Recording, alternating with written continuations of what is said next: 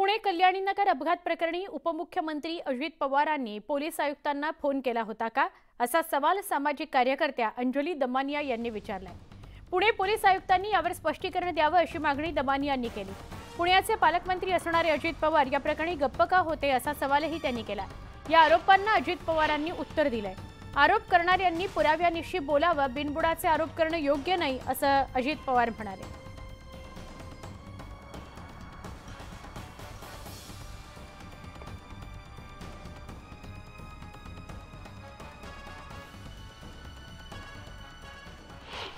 अजीत पवार जी ने CP office में phone करके इस वेदांत अग्रवाल को बचाने के लिए डायरेक्शंस दिए थे। तो ये जैसे ही सुना मुझे ऐसे लगता है अगर ये ऐसे हुआ है, ये बहुत ज़्यादा गंभीर है। मेरे मन में ये शंका क्यों आई थी, उसकी ये वजह है कि अजीत पवार जी ने पहले 4 दिन के लिए वो कहीं मीडिया पे दिखाई नहीं दिए।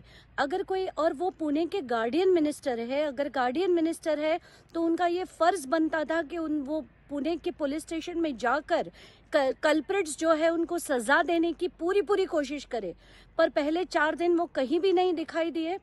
माझ्या कानावर आल्यानंतर मी सांगितलं, याच्यामध्ये मी पत्रकार मित्रांनो, तुम्हालाही सगळ्यांना माहिती आहे, अनेक वर्ष तुम्ही मला ओळखता, मी अशा प्रकारच्या कुठल्याही घटना घडल्यानंतर कुणाला पाठीशी घाला असं तर माझ्या कोणी तोंडातनं पण येत नाही। उलट कधी कधी मी म्हणतो तिथं अजित पवार जरी दोषी असेल तर त्याच्यावर कारवाई करा, हे माझे शब्द असतात नाही, आणि सगळ्या डिपार्टमेंटला माहिती आहे। त्याच्यावर मी त्यांना म्हणलं की कुणाच्याही राजकीय दबाव आला तरी बळी पडू नका।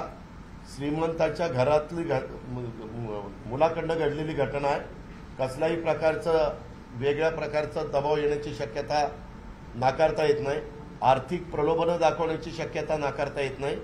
याला कुणीही बळी पडता कामा नये, ही खबरदारी पोलीस आयुक्त या नात्याने तुम्ही घेतली पाहिजे।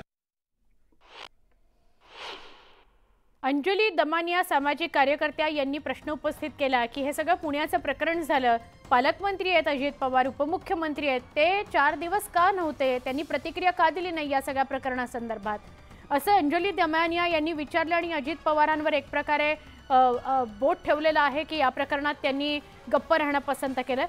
पण हे या सगळ्या अंजली दमानिया यांच्या आरोपानंतर उपमुख्यमंत्री अजित पवार यांनी सुद्धा प्रतिक्रिया दिली आणि मी काहीही याविषयी कुणाला बोललेलो नाहीये, पहिल्या दिवशी मी प्रतिक्रिया दिलेली आहे आणि ठाम प्रतिक्रिया दिली आहे असं ते म्हणाले।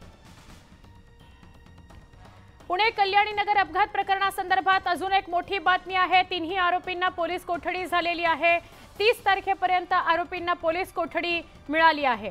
या घडीची महत्त्वाची बातमी, 3 आरोपींना 30 तारखेपर्यंत पोलीस कोठडी मिळालेली आहे। पुणे कल्याणीनगर अपघात प्रकरणामध्ये ही अपडेट आहे। आमचे प्रतिनिधी चंद्रकांत यांना विचारूया। चंद्रकांत, 30 तारखेपर्यंत पोलीस कोठडी मिळाली आहे, कोण हे 3 आरोपी, काय अपडेट आहे? हे आरोपी आहेत 2 डॉक्टर ससूनचे आणि एक तिथला शिपाई आहे, डॉक्टर अजय तावरे, डॉक्टर श्रीहरी हरणोळ, म्हणजे ज्यांनी सॅम्पल बदललं। बरोबर, ह्या दोघांनी सॅम्पल बदललं पैसे घेऊन विशाल अगरवालकडून। ते अल्कोहोल मुलाचं म्हणजे डायरेक्ट जे अल्कोहोलिक सॅम्पल होतं तेच फेकून दिलं कचऱ्यात आणि भलत्याच माणसाचं सॅम्पल देऊन रिपोर्ट निगेटिव्ह दाखवला।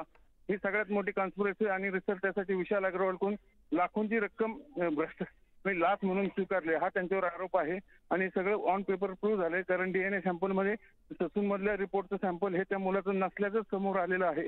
त्यामुळे ह्या तिघांना आता मेहरबान न्यायालयाने 4 दिवसांची म्हणजे 30 तारखेपर्यंत पोलीस कोठडी सुनावली।